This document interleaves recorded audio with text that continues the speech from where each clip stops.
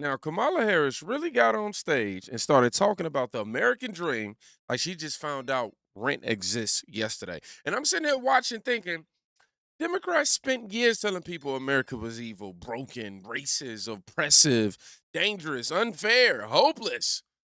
And now they're shocked people aren't exactly throwing confetti in the streets. She's back, and she's already breaking promises. He talked about obliterating, and then he said, oh, he did. It's all just... Bull.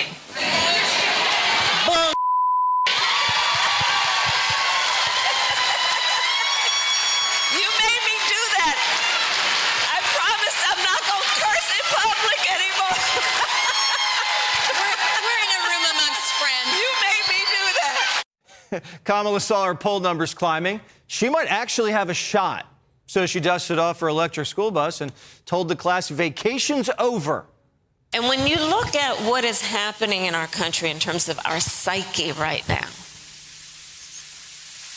we got some work to do. And it's going to be the work of all of us, by the way. I know it's the work of the people in this room. But then this school bus blew a tire, and the American dream turned into a ghost. Boo. For far too many people in our country, the American dream is not real. And in fact, for many people in their lived experience, it's what they would consider an American myth. The American dream's alive and well, babe, unlike your former boss. But Kamala can't tell the difference. She's still hung up on 47, which means she's not ready for 48. She lost every swing state. But it's not her, it's you. She says, y'all better get right, go to church, and move those hips like Hakeem. We also have to have a vision, and part of that vision, in my mind, has to be about let's a revival of the American dream. An American revival. And, you know, I'm talking about good old home, like, revival. You know, like, if any of you have been, like, at a church revival, you know, there's some shouting and some singing and some dancing and some, like, it can be good. A revival's needed on the left. Blue states bled $2 trillion to red states over the last decade. $2 trillion. Residents are self-deporting so quickly, even Homeland's like, whoa, slow down. But California can't, and the media is finally starting to notice. Quote, in an ideal world, California would be the Democratic Party's proof of concept, a diverse, economically dominant liberal stronghold designed to prove progressive governance could deliver at scale. That vision has unraveled, ground down by an affordability crisis, homelessness, bureaucratic paralysis, and a botched response to the worst wildfires in California history. With 2028 looming, Democrats need a case for themselves that doesn't begin and end with President Trump. California is the most damning evidence yet that they don't have one. Democrats need a ground-up rebuild. We know a guy, but he drives a hard bargain. They might not need him anyway. Job's already started. I love building. I think it's great. I think they should look a little better than what Councilwoman Rahman wants, like prison-like boxes, but I think they should have some style. I'm going to have 40 blocks when I get rid of all the drug addicts that are sleeping on the sides of all these empty buildings. So we will have so much high density. I'll have so many bike lanes for Mayor, or excuse me, Councilwoman Rahman to have all her bike lanes. We're going to have all that. We have plenty of places to build. A reality star might be the man Kamala needs. Pratt's driving the California comeback, and his trailer is the hottest ticket in Tinseltown. This is your home. This is my forward operating base. This catastrophic event really galvanized him into running for this office. I'm confident I'm probably going to win with 51% on June 2nd because I don't do a political message. I just want to fix our streets, get the lights on. I want people to feel safe. My message isn't political. It's common sense. Pratt's a breath of fresh air in the Hollywood Hills. Do you think you have an actual shot, and how and why? I mean, it seems like the odds are stacked against you. Yeah, thankfully, all my supporters in Los Angeles are Democrats. Everyone I know, my family, are all Democrats. The Democrats all are behind me. It's just the socialists and the communists that don't back me. He might not have all the experience, but he's got hope. And we all know how far hope can go. I mean, look at Obama. He was a community organizer.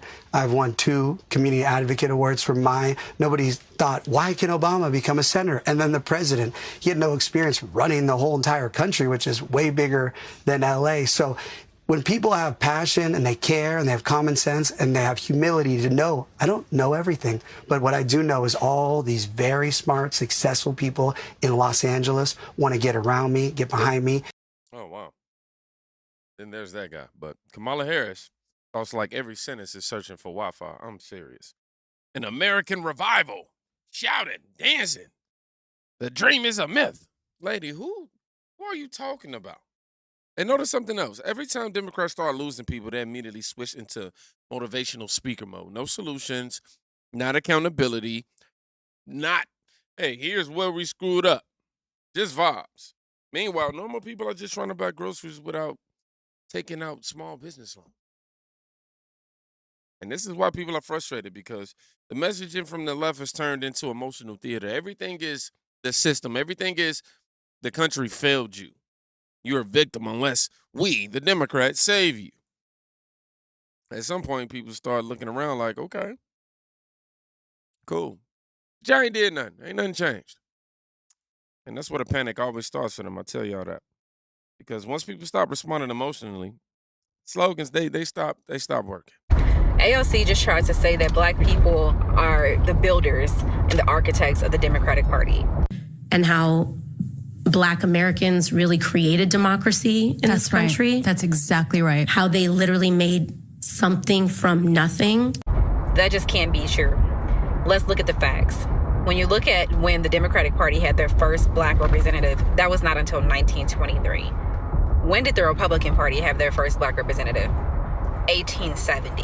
You know, if you believe that, I'm not saying you're the dumbest person in the world, but you better hope the dumbest person in the world doesn't die. So you mean to tell me that the Democratic Party, which was founded and established before the Republican Party, they just couldn't figure out how to put one of the architects or the founders of the party into leadership? Did black people not want to be in a representative role in the Democratic Party since they built it according to AOC? I find that very interesting. How did the Republican Party beat you by like 50-something years?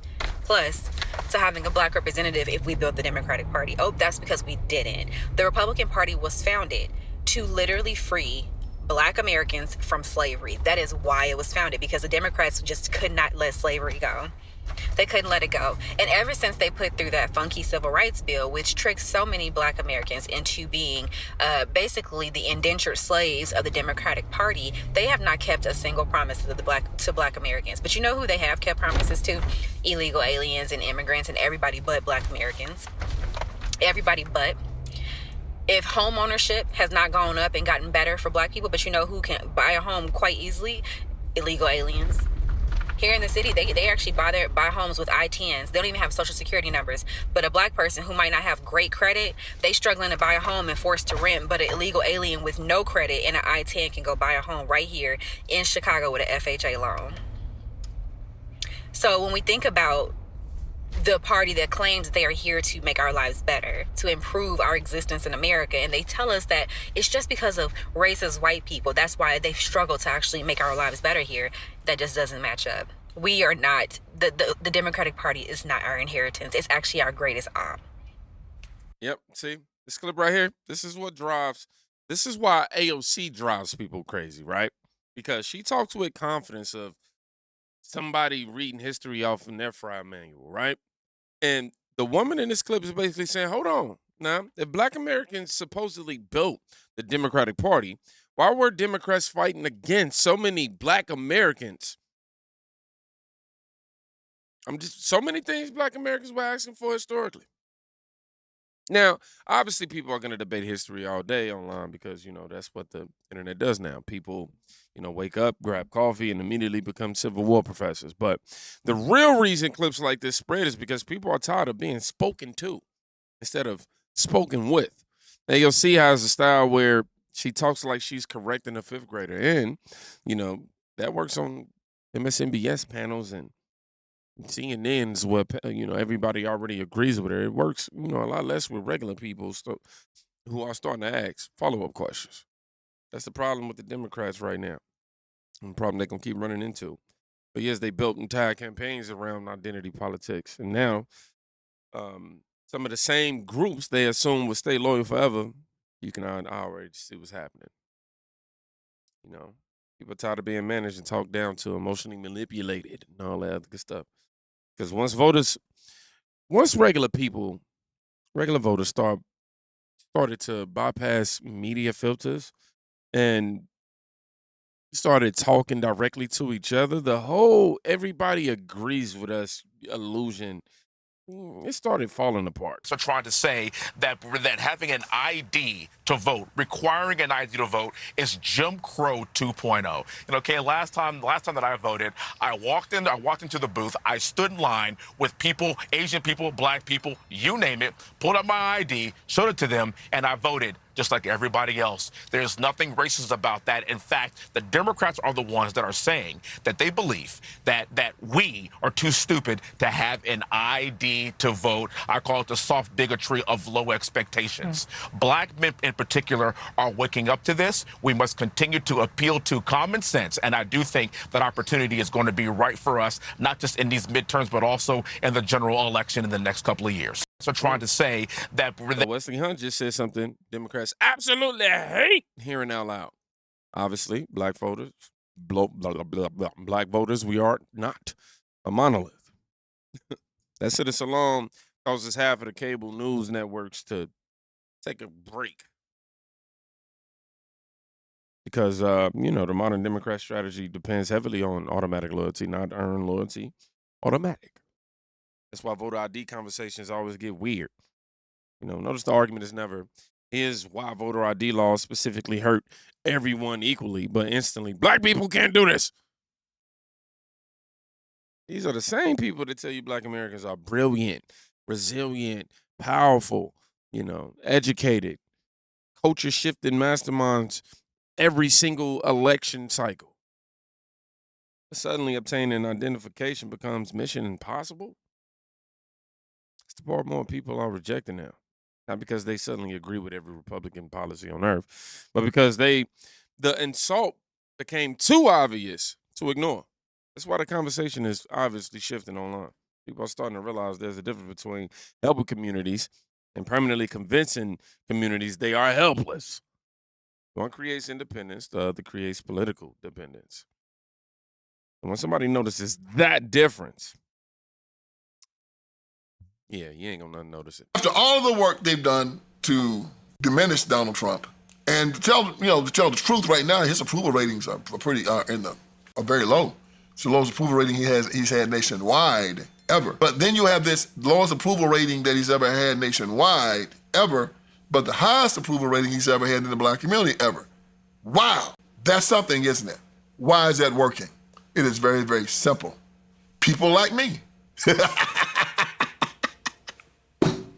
Yeah, I take credit for it. Because I've been, they talk about the horse whisperer. Yeah, I'm the community whisperer. I go out there and I talk to people everybody else scared to talk to, and people who watch this podcast share my stuff. I've had brothers walk up to me and show me, and while I'm walking, and show my face to me on their cell phones while they're watching me in real time, and thank me for what I'm doing because they said I didn't understand politics until you broke it down to me the way that you did. Let me tell you what I broke down to them. I don't use these words like gender-affirming care. I said they're going to castrate your son and make him a little girl. And these brothers say, what? No, man. I pull it up, I show it to them. They're going to cut the breasts off your little girls and call them a little boy. What? Because, see, you say gender-affirming care, people just think you meant, well, he's a boy and you're affirming it. See, these Democrats are slick. She's a girl and we're affirming it. No, man. Gender-affirming care is you're a boy that thinks you're a girl and they're going to affirm that. Why do they affirm that? By castrating them. Shout out to Vince, man. He simplifies things. That's it. The left loves hiding controversial ideas behind polished language, corporate language, HR dependent, department, rather, language. Everything becomes, how do I say, affirmation. Inclusive frameworks. Just say what you mean. Like, it's even hard for me to sit here and try to conjure some of those phrases up. Because normal people, there's some of those phrases and genuinely have no clue what policy is even being discussed anymore. I'm just saying. That disconnect matters, especially, with black male voters, as he pointed out. A lot of these dudes grew up in environments where people respect straight talk. You might not like the message, but people respect clarity. And Democrats keep making the mistake of believing internet activism equals real life. But it doesn't. Excuse me. Internet applause is not the same as trust. Hashtags are not the same as results. And a lot of people feel like Democrats became more obsessed with sounding morally superior than actually sounding normal. That's why some of these clips hit so hard online. People are starving for plain English. I'm trying to come up with the right analogy to describe black Democrat voters, but this is the only thing that I can come up with. Being a black Democrat voter is like being a black single mom going back to her baby daddy. You go back thinking things are going to be different, only for you to get the same results every damn time. And then what happens? You get fucked. That's what the Democrat Party does to black people. They make you feel cheap, used. They leave you with a false sense of hope. They leave you hanging. And there's just no surety. You just don't know where you stand. You're thinking that you're gonna get something out of the deal, but you just left empty, high, and dry. Being a black Democrat sucks. Yeah. Love this analogy. And you know why I spread it? Because it sounds like somebody would sound like somebody would say it in real life. You know what I mean? No consultant language. No poll-tested wording. No democracy is on the ballot for the 900th time. Just raw frustration. And honestly, that might be the biggest problem for Democrats right now. Not Trump, not Republicans, not Fox News.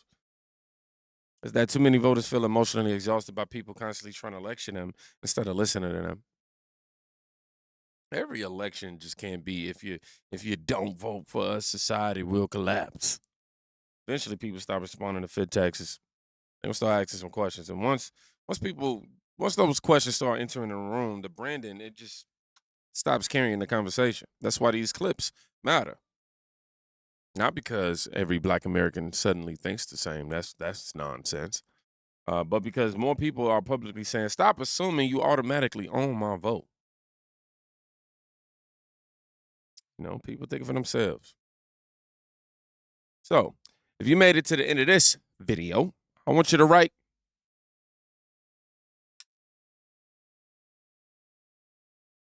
independence.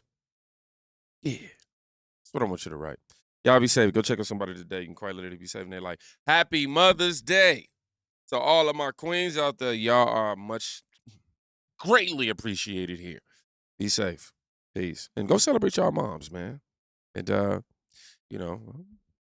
on, come back. Come back. Come back. Oh, man, I don't know what I done did to my camera. But, yeah, make sure y'all, go call your OG today. That's what I call my mom. And, telling you love her. And my heart goes out to, the ones who, peace.